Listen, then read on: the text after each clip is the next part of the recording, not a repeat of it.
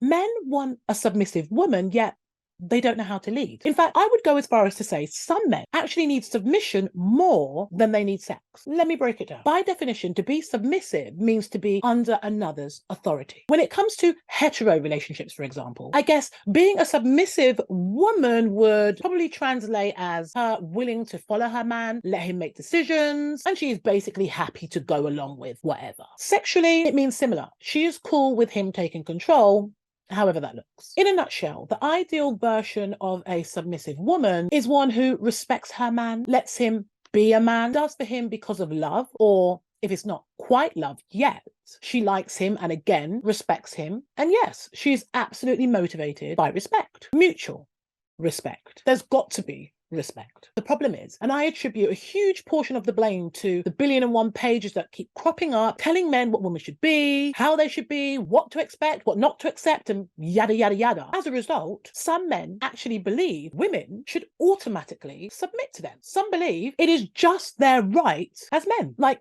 no questions, just submit. No. Unless she is lacking in self-esteem and confidence, it's just not going to happen that way. And moreover, women these days do not need men, as in literally, they do not need men in the same way they may have done years gone by. You know, get them stuff, acquire property, cars, just things. Those days are done. Truly, truly done. Women are more than capable of copying all of that for themselves. It's been proven over and over. So just to expect her to be submissive based purely on the meat in your pants is actually wild. Crazy, crazy wild. Give her something to be submissive for. Okay, so the opposite of submission is domination, right? So in order to have a submissive woman, it stands to reason that you have to be a dominant man. And let me just say, being dominant is way deeper than just being able to arrogantly order your woman around. If we take the definition of domination and understand that it means to have influence over others, a dominant man has to be one that has natural confidence. He's a go-getter. He knows what he wants. He has self-control. He has self-discipline. He follows through on things he says he will do. He shows patience. He knows he's not perfect. I mean, the list is actually endless.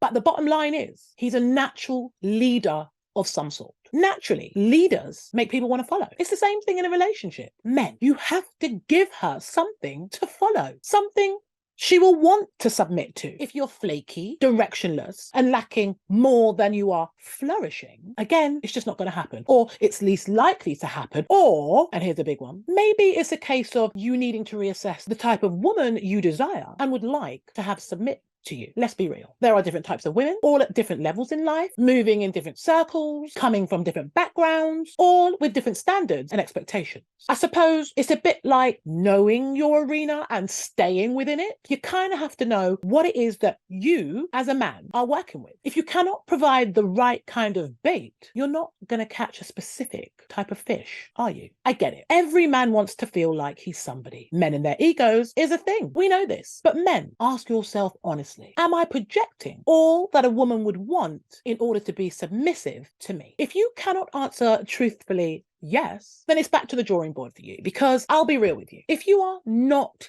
it and she's expected to submit to you on every kind of level, she's only going to feel like a doormat, and it's only a matter of time before she decides to check out.